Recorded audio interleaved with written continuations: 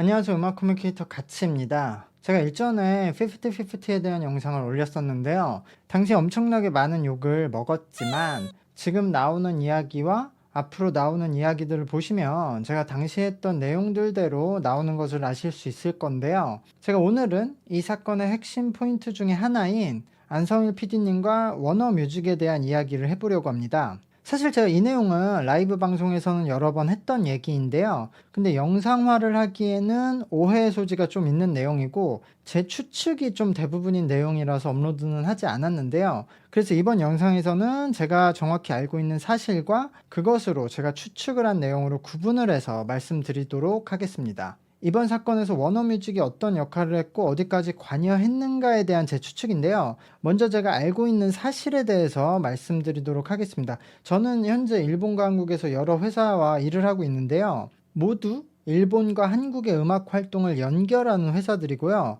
유니버설, 워너뮤직, 소니뮤직, 에이벡스, 스타더스 프로모션, 자니즈 등 대부분의 음악 관련 회사들과 일을 하고 있는 회사들이에요. 근데 작년 말부터 유니버설 뮤직과 워너뮤직에서 한국 시장에 대한 지배력을 넓히려고 한다는 소식이 많이 들려왔거든요. 이제까지 유니버설 코리아와 워너뮤직 코리아는 한국에서 해외에 나가는 뮤지션들의 행동 대행이나 해외 레이블 역할 정도만 하고 있었는데요. 옆나라 일본에서는 이 회사들이 직접 제작도 하면서 일본 시장에서는 현재 가장 큰 레코드 회사로 있죠. 최근 케이팝은 수익성이 많이 개선이 되었어요. 케이팝 아이돌들의 해외 수익이 많이 늘어난 건 당연한데 그냥 국내 공연 시장의 수익도 굉장히 많이 늘어서 다양한 장르의 아티스트들이 공연을 중심으로 음원, 굿즈 등으로 많은 수익을 내고 있는 상황이에요. 그래서 이제까지 한국 시장에 크게 관심이 없었던 글로벌 음악 회사들이 한국 시장에 더 많은 투자를 하고 지배력을 높이려는 것을 느낄 수 있었어요. 옆나라 일본에서처럼 한국에서도 이런 유니버설이나 워너뮤직이 탑3 안에 들어가는 레코드 회사로 자리 잡고 싶은 거겠죠. 그러니까 이제 한국 음악 시장도 그런 수준에 들어가는 거라고 생각이 되는데요. 제가 작년 말부터 들었던 소식은 이런 것들이에요. 그러니까 유니버설과 워너뮤직에서 케이팝 아티스트들을 많이 영입을 하려고 한다는 거예요. 그리고 제가 같이 일하고 있는 분들이 계약 대행 요청을 받은 한국 아티스트들의 이름도 있었거든요. 이런 것들은 이 회사들이 일본 음악 시장에 진출했을 때랑 비슷한 전략인데요. 워너뮤직하고 유니버설 뮤직은 모 회사는 엄청 큰 회사였지만 일본 시장에 진출하고 나서 한동안은 일본의 기존 레코드 회사들에 밀려서 입지가 그렇게 높지 않았어요. 그래서 처음에는 직접 제작은 많이 안 했고 인디 뮤지션들에게 주로 투자를 먼저 시작했고요. 나중에 유명한 아티스트들이 기존 회사랑 계약이 종료가 되면서 그 이후에 더 좋은 조건으로 영입을 해서 소속 아티스트들을 조금씩 늘려갔어요. 그렇게 유명한 아티스트를 늘으면 네트워크가 생기니까 그것들을 흡수하면서 10년 정도 이상 투자를 한 뒤에 지금의 위치에 올라간 거거든요. 그러니까 한국에서도 같은 전략으로 접근을 하는 것으로 보였어요. 제가 알게 된 영입 리스트에서는 제가 예상하지 못했던 인디 뮤지션들도 있었고요. 유명했지만 지금은 전성기는 좀 지난 아티스트들이 많았었어요. 근데 여기서 분명한 기조가 있었어요. 현재 무소속이거나 계약 종료를 앞두고 있어야 할 것. 그러니까 계약을 할 때 문제가 없어야 한다는 점이었거든요. 제가 알게 된 리스트도 전부 소속사가 없거나 계약 종료를 앞두고 있는 아티스트들이었어요. 그래서 워너뮤직 코리아와 유니버설 코리아에서도 직접 움직였겠지만 직접적으로 네트워크를 가지고 있는 한국의 음악 관계자들 다수에게 영입을 위해서 움직여달라고 요청을 한 것 같았어요. 그러니까 저희 회사 분들도 요청을 받았었는데 많은 사람들에게 요청이 간 것 같다라고 말씀을 하셨거든요. 그리고 실제로 현재 워너뮤직에 소속된 건너간 팀들이 있잖아요. 이거는 그러니까 완전 추측인데 현재 워너뮤직 소속에 있는 갓세븐이나 브레이브걸스는 이전 소속사랑 재계약을 하지 않고 워너뮤직으로 이동한 흐름이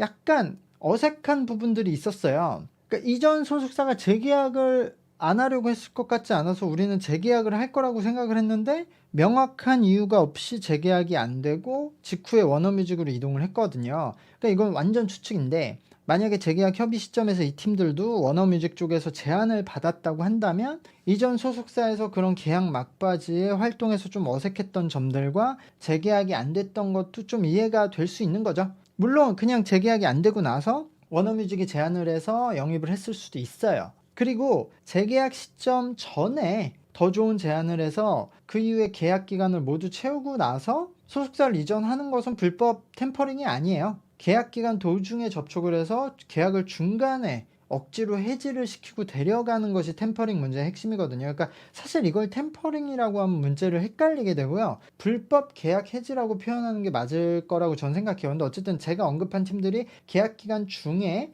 워너뮤직과 사전 접촉을 하고 나서 이전 소속사 재계약을 하지 않고 워너뮤직으로 넘어갔다고 해도 문제가 되는 게 아니라는 거예요. 계약 기간을 모두 채우고 넘어갔으니까요. 그러니까 이 부분은 절대 혼동하시면 안 됩니다. 근데 제가 이 이야기를 하는 요점은 이렇게 워너뮤직이나 유니버설 등 글로벌 레코드 회사들이 한국 아티스트들을 영입하려고 많은 에이전트들에게 광범위하게 계약 타진을 요청했다는 사실이 있다는 말씀을 드리려고 하는 거예요. 그러니까 일본에서처럼 이렇게 점점 소속 아티스트들을 늘려가고 나중에는 직접 제작도 하는 순서로 가려는 거겠죠. 국내 음악 시장에 이런 해외의 큰 자본과 큰 네트워크가 더 많이 들어오는 것은 저는 좋은 거라고 생각을 해요. 근데 어쨌든 오늘 하려는 추측인데요. 그러니까 제가 경험한 바에 의하면 워너뮤직과 네트워크가 있는 안성일 님에게도 워너뮤직에서 이런 케이팝 아티스트 계약에 대한 요청이 가지 않았을까 한다는 거예요. 저는 사실 90% 이상 안성일 님에게도 요청이 갔을 거라고 생각이 되거든요.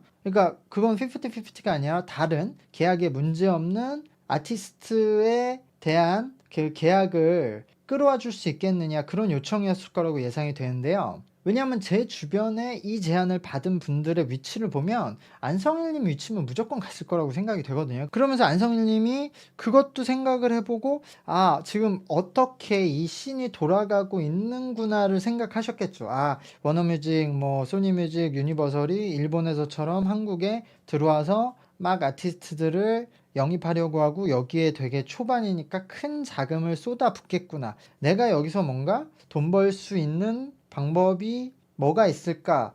라고 생각해 볼 수 있지 않았을까? 근데 이제는 우리가 다 알다시피 안성일님은 예전에 손승연님 건처럼 아티스트가 중간에 계약 해지를 하고 소속사를 이동했던 내용을 겪었던 경험을 가지고 있는 분이죠. 그래서 법정 공방을 했기 때문에 최악의 상황에서도 아티스트가 좀 보호를 받기 때문에 계약 해지가 위약금만 물면 될 수 있다, 그런 경험도 가지고 있고, 그 최악의 경우가 가지 않더라도 그 전에 어떻게 해볼 수 있는 방법을 생각해 볼 수 있는 분이라는 거죠. 거기에다가 그때 안성일님은 이제 50-50의 외주 프로듀서로서 이 50 활동에 큰 영향력을 가지고 있는 사람이었고, 그러니까 워너뮤직에서 광범위하게 케이팝 아티스트를 모집하고 있었고 거기에 많은 자본을 뿌리고 있는 시점, 그리고 안성일님 본인에게도 계약 대행에 대한 요청이 왔는데 그 시점에서 50가 해외에서 대박이 터졌다면 안성일님이 계약 대행을 요청받은 다른 아티스트 말고 이 50를 워너뮤직으로 데리고 갈 수 있다고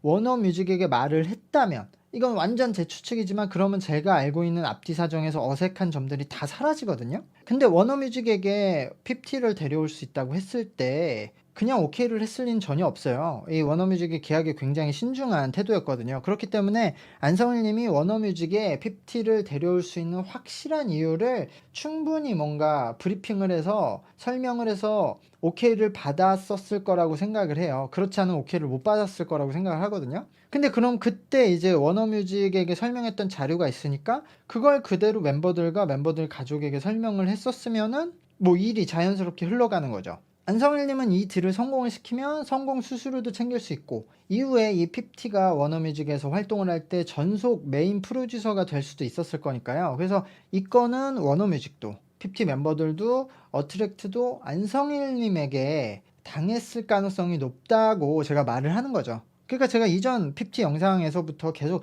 안성일님에게 가장 큰 책임이 있으니까 이분한테 먼저 책임을 물어야 된다고 강조했던 이유예요. 그리고 그렇기 때문에 사건 이유를 보면은 워너는 그냥 바로 손을 떼거든요. 물론 워너뮤직에서도 어쩌면 실무자 선에서는 안성일님이 이런 식으로 일을 벌이고 있다는 것을 알고 있었을지도 모르는데요. 근데 어쨌든 워너뮤직에서는 안성일님의 말만 듣는 상황이었으니까 진짜로 어트랙트에 문제가 있어서 50가 계약 종료로 풀릴 수 있거나 적어도 50가 지금 되게 곤란한 상황이어서 뭐 안성일 님이 어트랙트에서 50를 꺼내올 수 있으면은 본인들이 받아줘야겠다, 뭐 요 정도 생각은 할 수 있었을 거라고 생각을 해요. 그러니까 이거는 멤버들과 부모님도 마찬가지였다고 보거든요. 안성일 님이 그런 제공했던 자료들을 보면 어트랙트에 대해 충분히 의심을 할 수 있었다고 보거든요. 이 모든 관계자들이. 그러니까 저는 줄곧 안성일 님이 먼저 책임을 져야 되고 멤버들은 어트랙트에 돌아가길 바란다고 말을 했던 겁니다. 제가 이번 일을 생각하면서 좀 재미있던 점은 이 유니버설 뮤직, 워너뮤직, 소니뮤직 등의 회사들이 모 회사는 다 같지만 운영은 법인에 따라 각자 이뤄지고 있는 것으로 알거든요. 그러니까 유니버설 뮤직이라고 치면 유니버설 뮤직 본사가 있고 유니버설 뮤직 재팬이 있잖아요, 일본에. 근데 본사가 유니버설 뮤직 재팬의 지분을 가지고 있고 두 개의 회사의 네트워크가 연결돼 있어서 서로 공조를 하긴 하지만 기본적으로는 따로 운영이 되는 회사라는 거죠. 그래서 이번에 K-팝 아티스트를 영입할 때도 유니버설 코리아와 유니버설 재팬이 각자 따로 움직이면서 본인들 법인으로 영입을 하려고 따로 움직이더라고요. 그리고 서로 그렇게 움직이고 있는 것도 공유가 안 되고 있더라고요. 그래서 업계에서도 굉장히 혼란했었던 일들이 있었어요. 이걸 그냥 하나로 생각하고 움직이던 분들이 있는데 그게 아니었으니까. 그래서 실제로 유니버설 재팬에서 한국에 들어와서 일을 하는데 유니버설 코리아에서는 전혀 모르고 있던 일들도 있었어요. 그리고 이번 일로 또 하나 눈여겨볼 점은 앞으로 K-팝 아티스트가 이런 상황에서는 기존 회사랑 재계약을 하는 것이 좀 어려워질 수 있다는 거죠. 이렇게 글로벌 레코드 회사가 좋은 조건을 가지고 K-팝 아티스트들을 영입하려고 한다면 이전과는 전혀 다른 상황이 될 거라는 거예요. 이전에는 예를 들어 하이브, SM, YG, JYP 등에 소속이 되어 있던 팀들은 다른 회사로 이전할 필요가 없었죠. 그 회사들이 제일 좋은 회사니까. 근데 여기에 이제 유니버설, 워너뮤직, 소니뮤직 등이 들어와서 계약을 하려고 할 때 하이브도 일로 유니버설이나 워너뮤직으로 가려는 가수들이 있겠죠. 이제는 그러니까 하이브 같은 큰 국내 레코드 회사도 계약 경쟁이 되는 회사들이 한국에 들어오고 있다는 거죠. 여기들이 더 좋은 금전적인 조건도 제공하면서 글로벌 활동 무대가 펼쳐지잖아요. 그러니까 지금 블랙핑크 같은 팀이 재계약이 어려워지는 이유도 여기에 있다고 보면 돼요. 그러니까 기본적인 이유는. 그러니까 앞으로도 어느 정도 경쟁력이 있는 회사들은 재계약을 할 때 경쟁이 굉장히 치열해질 것이다. 근데 이렇게 외국 자본이 들어온다고 해서 그게 뭐 적대적으로 바라보거나 부정적으로 바라볼 필요는 전혀 없다고 생각해요. 우리가 저들에게 주는 만큼 얻는 게 많거든요. 저런 글로벌 레코드 회사랑 일을 하면. 실제로 지금 하이브랑 JYP도 미국에서는 다 유니버설이랑 하고 있으니까요. 어쨌든 저도 외주 기획자의 위치에서 안성일님과 거의 비슷한 위치에서 일을 하고 있거든요. 그래서 많은 사기꾼들을 만나고 또 제가 사기꾼으로 의심도 많이 받는데요. 그러나 열심히 일하는 분들도 많이 계시거든요. 저는 그런 분들하고만 일을 하려고 하고 있고 그게 저한테 편하니까. 그래서 제가 이 얘기를 한 이유는 이런 일들은 현재 진행형이고 앞으로 또 일어날 수 있기 때문에 아티스트 분들이나 업계 분들이 뭐 다 잘 아시겠지만 충분히 이런 일들을 조심하고 경계하면서 이런 일에 휘말리지 않고 좋은 활동을 하길 바라기 때문에 이런 이야기를 해봤고요. 구독과 좋아요 눌러주시고요. 저는 또 계속해서 엔터테인먼트의 일을 전하도록 하겠습니다. 감사합니다. 안녕.